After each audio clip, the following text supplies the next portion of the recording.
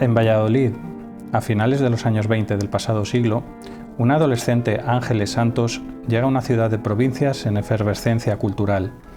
Acompañada siempre por su padre, la joven comienza a frecuentar ambientes intelectuales y tertulias.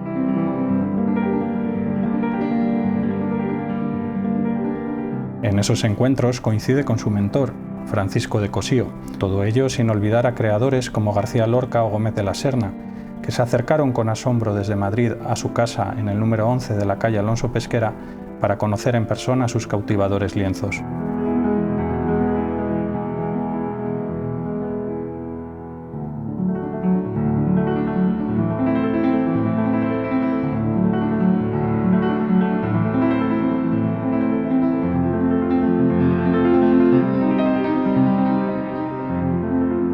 Fue allí, en ese pequeño rincón vallisoletano, donde a lo largo de 3 años, cuando aún no había cumplido la veintena, trabajó de forma enfebrecida para crear decenas de obras rebosantes de misterio, capaces de atrapar al espectador y empujarle hacia universos inéditos, como el que soñó y plasmó con apenas 17 años en un gigantesco lienzo de 9 metros cuadrados, donde pintó un mundo, su obra cumbre.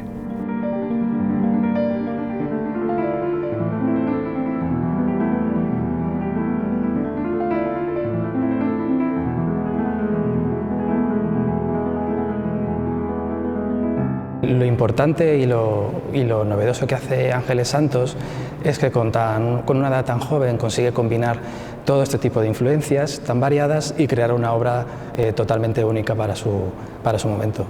Cierto amigo me dijo una vez, es que a tu madre lo único que es real que le ha pasado en la vida eres tú. Quizá porque ella vivía siempre en la irrealidad total. En un cuadro como El Mundo, por ejemplo, sí que se puede ver que hay una base del cubismo, que obviamente representa el mundo cúbico, ¿no? un mundo redondo.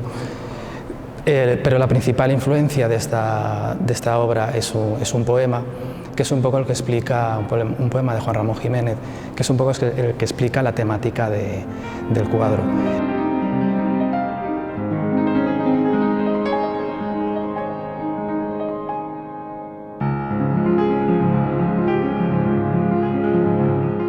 Hay unas influencias también artísticas, por ejemplo, del Greco, incluso se podría considerar también de Berruguete o la escultura que podía haber en el del siglo XVI en Valladolid. Yo creo que debió haber Juan de Juni, por ejemplo, ¿no? Sí, eso le influyó y además lo reconoció. Cuando Fama lo reconoció que le gustó. Claro, tiene mucha influencia. Valladolid, por ejemplo, Valladolid, Castilla, sí, sí.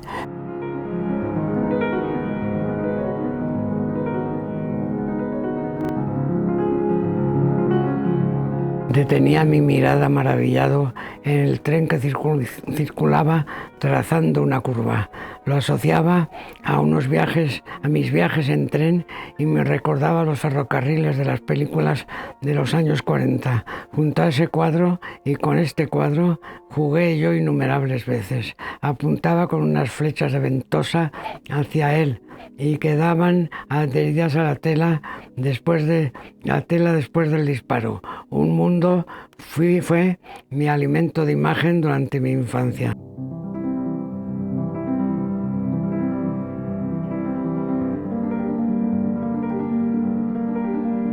Ángeles Santos pinta su tertulia en el verano de 1929, casi a la par de la que está pintando su famoso cuadro Un Mundo.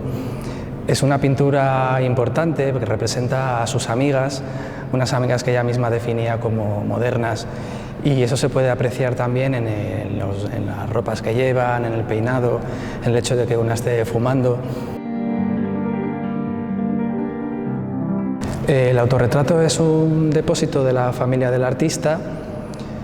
Se representa muy joven, con 17 años, y es sorprendente la seguridad con la que se pinta a sí misma y también, sobre todo, la modernidad que destila el cuadro. Pues aquel es el que os decía que mi madre sí. se autorretrató y ese soy yo. Pero va de divina, ¿no?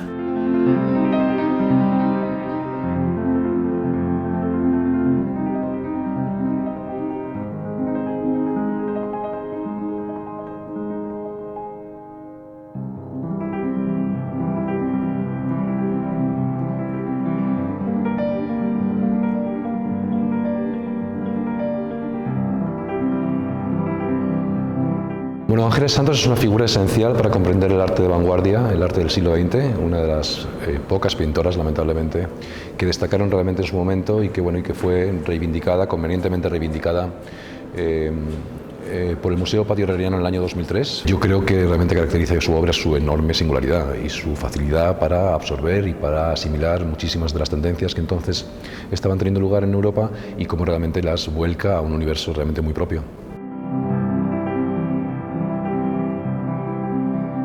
Sacar a la luz a esta artista, que un tanto pues, más desconocida, y organizarle una exposición monográfica para ubicarla dentro del contexto vallisoletano. Por eso también la exposición que se hizo no era solo Ángeles Santos, sino también el contexto artístico que había en Valladolid en aquella época, en aquellos años. Bueno, el caso de Ángeles Santos es muy especial, digamos, ¿no? Produce sus obras en unas edades muy tempranas, después hay una ruptura muy grande, el tipo de pintura que hace posteriormente es totalmente diferente, entonces yo creo que cayó en el olvido. Recordar aquellos primeros años yo creo que para ella fue también un poco difícil, un poco duro, le costaba.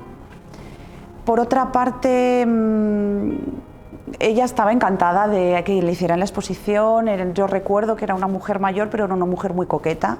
Las obras que forman parte de la colección Arte Contemporáneo, que está aquí depositada en el museo actualmente, son dos obras en las que aparece su hermana, Anita. Ella representaba mucho todo su entorno familiar. En este caso, con un juego de perspectivas, quizás la silla está vista desde una perspectiva más alta. En esta obra, además de aparecer su hermana Anita, le acompañan estas muñecas que en aquella época eran muy características, se conocían mucho en Valladolid porque eran unas muñecas que eran muñecas bomboneras. El comercial, el representante de estas muñecas bomboneras, que bueno, estuvo implicado en un asunto pues un tanto turbio de un asesinato y demás.